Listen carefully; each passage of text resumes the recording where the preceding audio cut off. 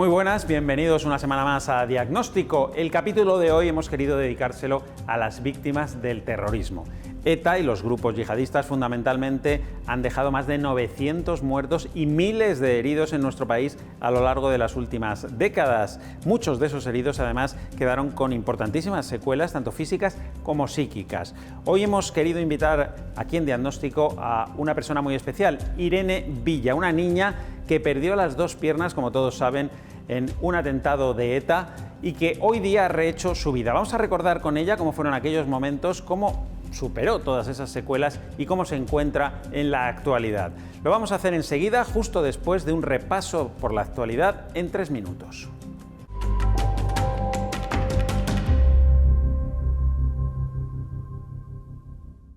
El miércoles 15 de diciembre arrancó en España la vacunación infantil contra el COVID-19. Son 3,3 millones de pequeños entre 5 y 11 años de edad, que suponen el 7% de la población total, los que están llamados a participar en esta campaña de inmunización que se hará en 2 dosis de la vacuna de Pfizer, separadas 8 semanas entre sí. La dosis administrada es 1/3 de la que reciben los adultos. Los ensayos clínicos han mostrado una eficacia del 91% al evitar las infecciones sintomáticas en los niños de 5 a 11 años, que desarrollan en general menos reacciones adversas a la vacuna. La vacunación no es obligatoria, bastará con la autorización de uno de los 2 progenitores y en caso de conflicto será un juez el que resuelva. El Ministerio de Sanidad mantiene su negativa a la creación de una ley de pandemias tal y como solicitan diferentes partidos de la oposición. La ministra Carolina Darias cree que ya existe una legislación que ha sido adaptada a la situación en cada momento de la pandemia por el Consejo Interterritorial de Salud. A su juicio, el modelo de gestión de nuestro país, que ha sido reconocido por la Organización Mundial de la Salud y la Unión Europea, es suficiente para manejar la evolución del virus y respeta el modelo territorial y las competencias de las comunidades autónomas en materia sanitaria. El principal partido de la oposición, el PP, considera indispensable una ley de pandemias para eliminar las desigualdades entre territorios que a su juicio se han producido durante estos casi 2 años de COVID. La experiencia de los pacientes es decisiva en el ciclo de vida del medicamento. Ese es uno de los principales mensajes que se lanzaron en la 9ª jornada Somos Pacientes, organizada por la Fundación Farmaindustria, que se celebró esta semana en Madrid. En esa jornada, la industria y los pacientes pusieron de manifiesto la importancia de dar voz al paciente en todos los ámbitos relacionados con la salud, desde lo que compete al sistema sanitario hasta lo que tiene que ver con el medicamento, que es la razón de ser de la industria farmacéutica. De hecho, nuestro país es ya referencia mundial en ensayos clínicos de medicamentos donde colaboran la administración, los hospitales, los investigadores, las compañías farmacéuticas y los pacientes. Y la razón de ser de todo esto son las personas, los pacientes, puesto que todos lo seremos antes o después. Es una obligación contribuir a darles voz en todos los ámbitos relacionados con la salud, desde lo que compete al sistema sanitario, lo que tiene que ver con el medicamento, que es la razón de ser de la industria farmacéutica. Las compañías lo tenemos muy claro.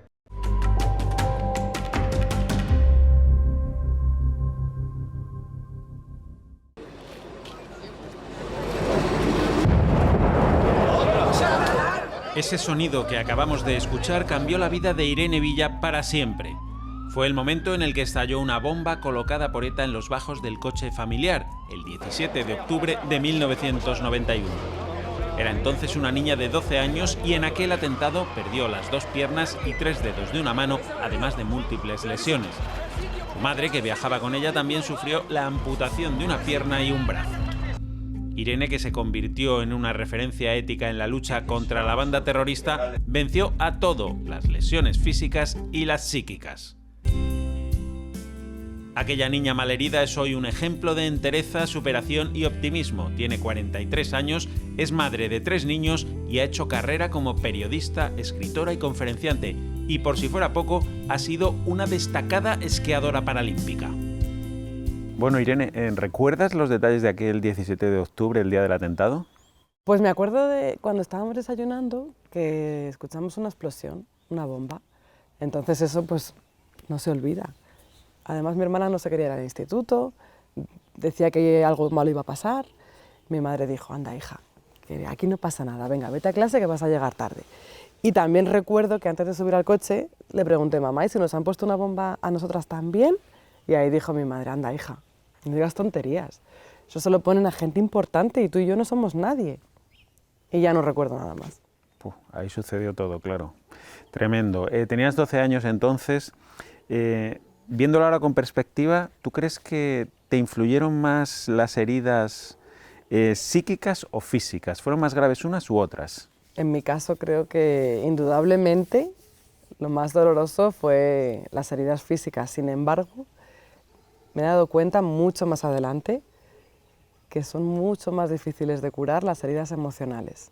Lo he visto en mi hermana. Ella no sufrió nada físicamente, se fue al instituto, pero al haber presentido aquello y no haber podido hacer nada para evitarlo, y además ser, como ella siempre ha dicho, la otra, que nadie se enteró que mi madre tenía otra hija, porque todo el mundo se volcaba conmigo, y mi hermana siempre había quedado pues como a un lado.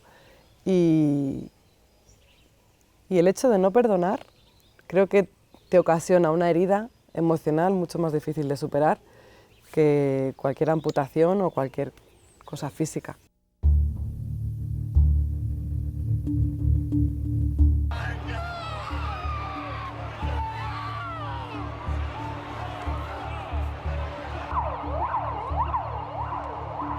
Un atentado terrorista busca crear terror en la sociedad y para ello el objetivo es hacer daño, cuanto más mejor. De ahí que muchos atentados se salden con numerosas víctimas y heridos que presentan multitud de lesiones diferentes.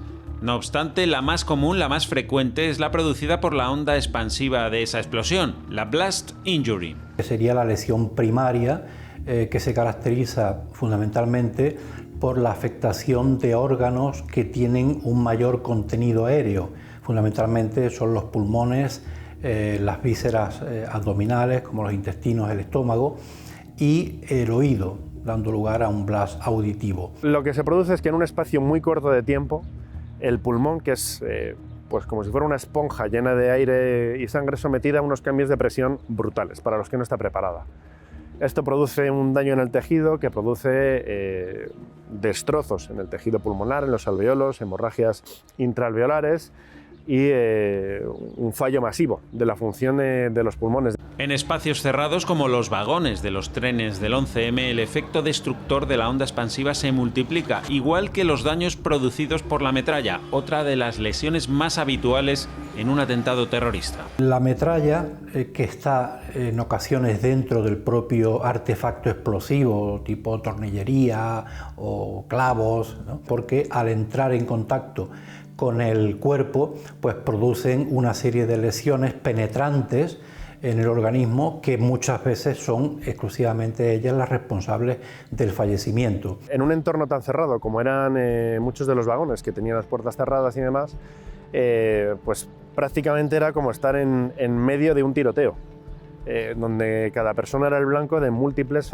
fragmentos. Vimos de todo, amputaciones de miembros, traumatismos abdominales graves con pérdida de parte del contenido de la cavidad abdominal, pacientes que venían pues eviscerados, con hemorragias masivas, con traumatismos craneoencefálicos. Además de la onda expansiva y de la metralla, los atentados pueden producir un sinfín más de lesiones, desde traumatismos de todo tipo causados por derrumbamiento o por el desplazamiento de la propia víctima, hasta quemaduras, muy habituales también, debido a que la explosión genera gases a elevada temperatura que producen este tipo de lesiones.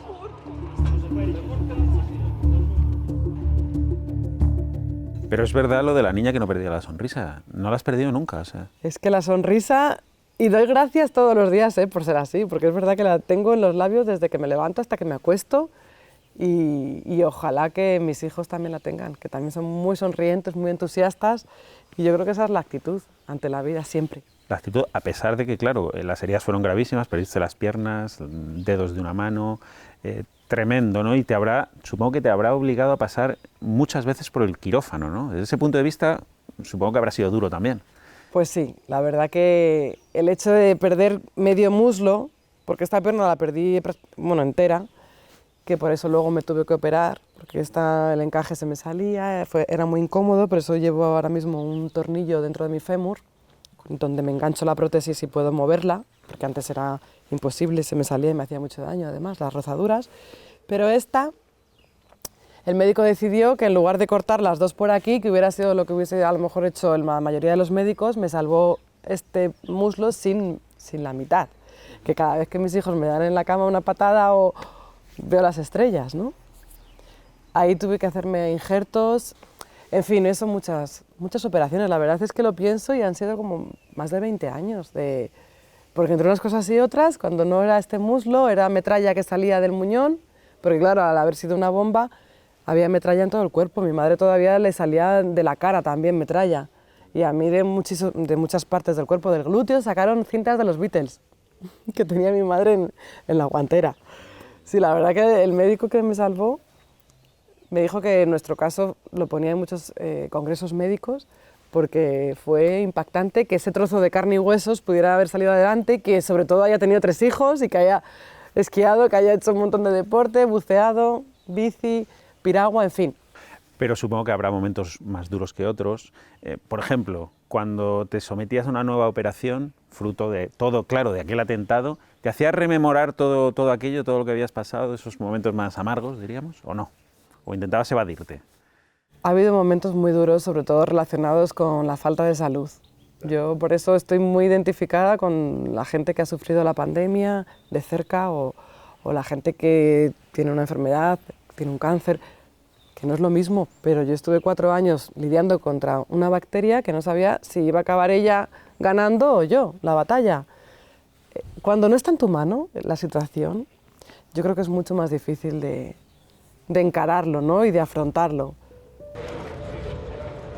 Cuando el atentado terrorista deja múltiples víctimas mortales, un proceso de suma importancia y a veces de bastante complejidad es el de la correcta identificación de los cadáveres. Puede ser cuestión de minutos o llevar un estudio complejo dependiendo de las circunstancias y estado en el que haya quedado el cuerpo.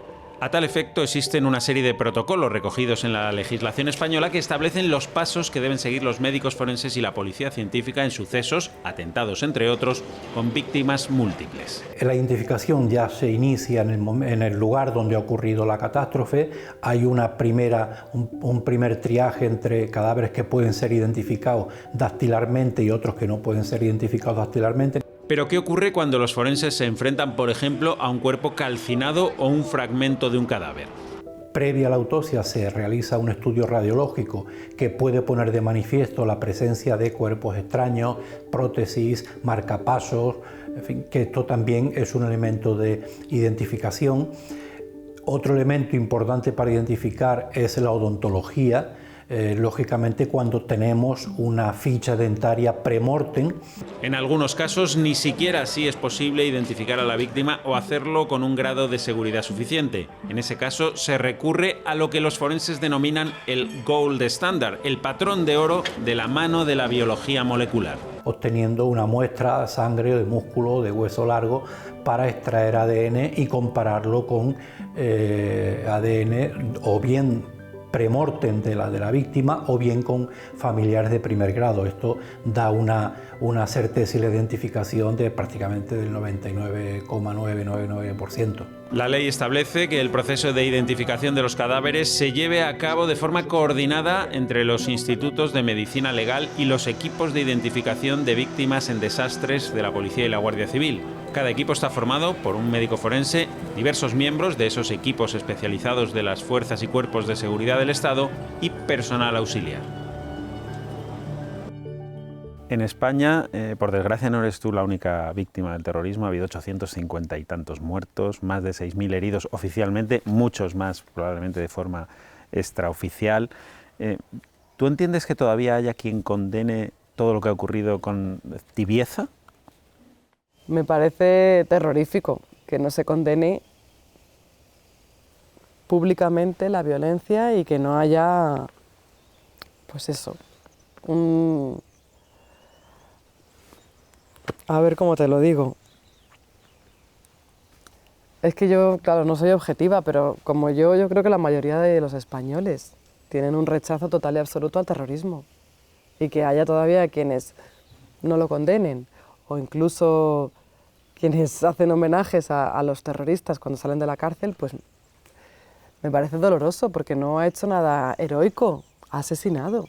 O sea, eso no se puede convertir en algo que elogiar y que aplaudir, jamás en la vida, por ninguna idea, por ningún motivo. Claro. O sea, jamás se podrá justificar la violencia, en ningún escenario.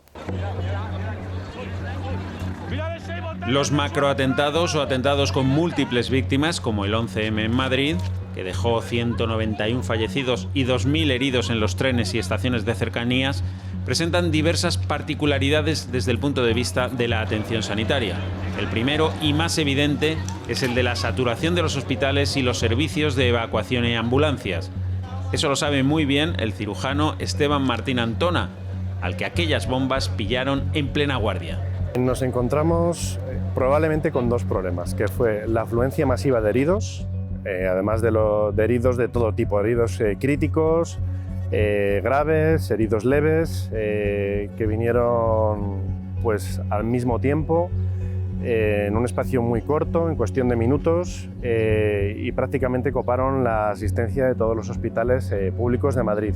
Eso obligó a tomar decisiones rápidas sobre la marcha para poner todos los recursos disponibles en cuestión de minutos al servicio de los cientos de heridos que no paraban de llegar a los hospitales. Recuerdo como anécdota que había pues, multitud de pacientes ingresados que nos pedían que les diéramos de alta para que hubiera sitio para los pacientes que venían del atentado.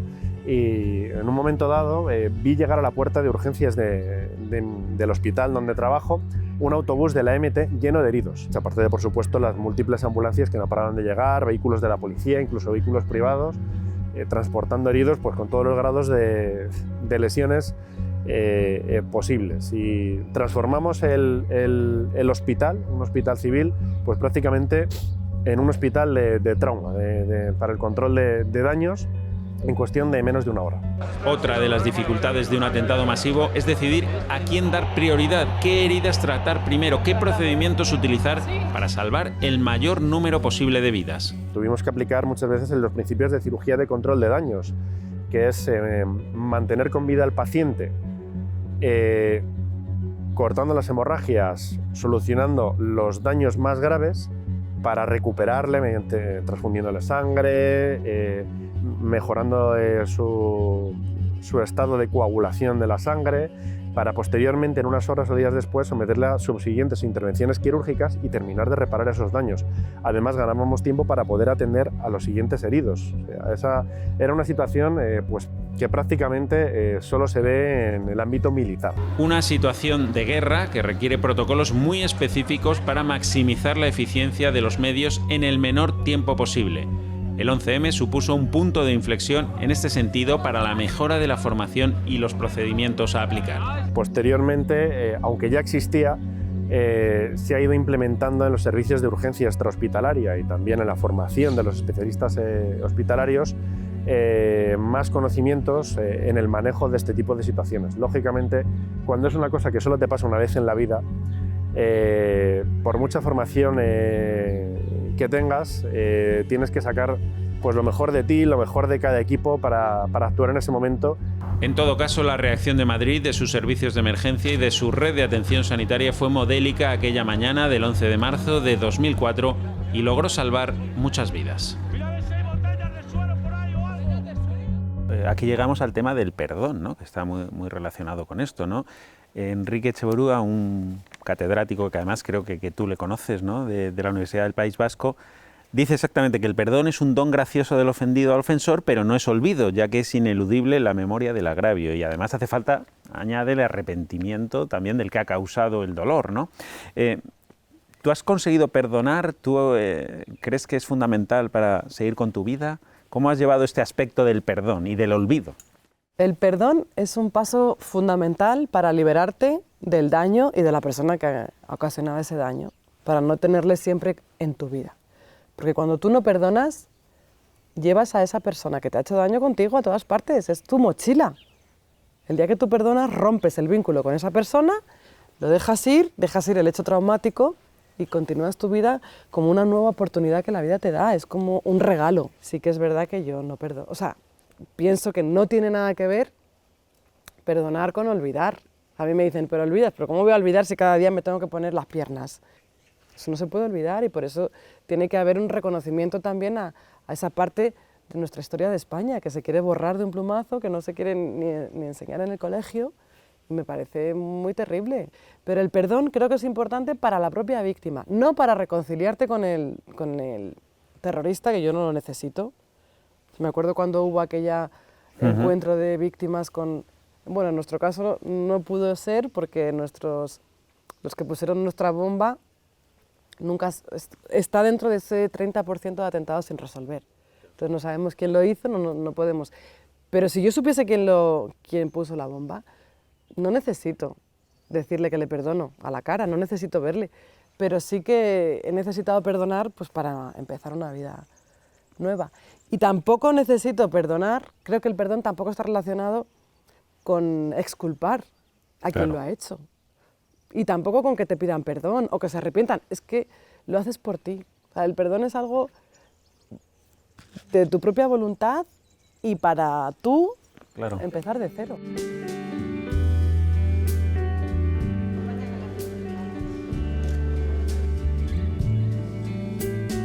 Ya hemos hablado de las lesiones más evidentes que deja un atentado terrorista, las físicas, pero hay otras, las psíquicas, que padecen tanto los heridos como las familias de las víctimas y que son en muchos casos irreversibles, quedan de por vida como una cicatriz indeleble. Yo creo que nadie imagina lo que realmente es para una familia. Es como si entrara un tsunami de repente y tú creyeras que lo que te está pasando no es real. Teresa Jiménez Becerril es hermana del concejal del PP en el Ayuntamiento de Sevilla, Alberto Jiménez Becerril, y cuñada de Ascensión García, el matrimonio asesinado a tiros por ETA en Sevilla el 30 de enero de 1998 a la puerta de su casa. 3 niños de 4, 7 y 8 años quedaron huérfanos y una familia entera rota por el dolor. En nuestro caso, como mataron también a la madre, pues la prioridad eran los 3 niños chicos que entraron por mi casa. Es un dolor físico el que se siente, pero que el dolor físico se va pasando. O sea, yo le digo a la gente, se te va a pasar, porque claro, tú lo has vivido y quieres hacerle creer que volverá a sonreír, que volverá a estar bien, pero en ese momento tú crees que nunca se te va a pasar. Cada cual afronta como puede ese dolor. Hay quien opta por enterrar lo sucedido. Es demasiado duro como para afrontarlo una y otra vez. Que de eso no se hablaba en mi casa, no se puede. O sea, yo creo que cuando algo es tan profundo, tan fuerte, tú no juegas a recordar lo que pasó. No a recordar a Alberto, claro, como no, ya hacen, ¿no? Teresa entró en política en el partido de su hermano, ha sido eurodiputada y ahora es diputada. Desde todos sus cargos ha intentado siempre dar altavoz a las víctimas, que no se olvide lo que pasó en España, los 800 asesinatos de ETA. Ahora ve con tristeza los acercamientos de presos y los homenajes impunes con los que se recibe a los terroristas cuando salen de prisión. Eso es profundamente doloroso, porque eso es lo que se llama una segunda victimización de la víctima. O sea, es que homenajeen al que ha matado a tu hermano por la espalda y a su mujer de un tiro, dejando a 3 niños pequeños con 4, 7 y 8 años, huérfanos de padre y madre, pues es el mundo al revés. Teresa ha querido siempre dar testimonio, hablar, denunciar, pero entiende perfectamente a las víctimas que nunca han querido pronunciarse en público, como sus propios sobrinos. El dolor para ellos es demasiado grande. Y ya para concluir, Irene, ¿tú crees que hubiera sido otra persona de no haber ocurrido aquel atentado aquel 17 de octubre? Yo creo que la esencia es la misma y yo creo que lo que te ocurre potencia tu esencia. Entonces, incluso todas las cosas terribles que me han pasado en la vida han sido para que brille aún más esa luz que todos llevamos dentro. Así que creo que hay que tomarse las cosas así. Saber que los cambios a veces son terroríficos, muy dolorosos, pero nos obligan a sacar la artillería pesada para sacar nuestra mejor versión. Y yo creo que todo lo que me ha pasado en la vida ha sido para demostrar a mí misma que se puede. Y lo que pasa que, por supuesto, que cada día me acuerdo de los 5 niños que se quedaron huérfanos el día que yo perdí las piernas, porque el teniente Carballar fue asesinado. Me acuerdo de tantas personas asesinadas y de tanta gente que ha sufrido en vano Y no es lo mismo, ¿eh? No es lo mismo vivir sin piernas que vivir sin madre, o padre, o hermano, o marido. Claro. Así que por eso yo siempre estaré con las víctimas y entiendo también a quienes no son capaces de perdonar, pero yo se lo he dicho, a personas que le han matado a su hijo con 20 años recién entrado en la Guardia Civil, digo, no vas a cambiar el pasado, tu hijo no te lo van a devolver, pero el perdón cambia el futuro, te da más serenidad, más tranquilidad y te da la oportunidad de cambiar de libro. A veces no solamente basta con pasar página, hay que cambiar de libro. Desde luego, esa luz que Irene lleva dentro ha salido con todo su brillo. Ha sabido perdonar y pasar página para reconciliarse con ella misma y con el mundo. Destila alegría, optimismo y es un ejemplo para todos. Eso sí, no olvida, es imposible. Como ella misma dice, todos los días se acuerda de su atentado y de los 5 niños que quedaron huérfanos en otra bomba de ETA el mismo día en que ella estuvo a punto de morir. Pues tenemos que despedirnos ya, nos hemos quedado sin tiempo. Ya saben que volvemos en una semana aquí en Diagnóstico con otro interesante asunto de salud. Como siempre, intentaremos contárselo con una perspectiva muy diferente. Les esperamos. Hasta luego.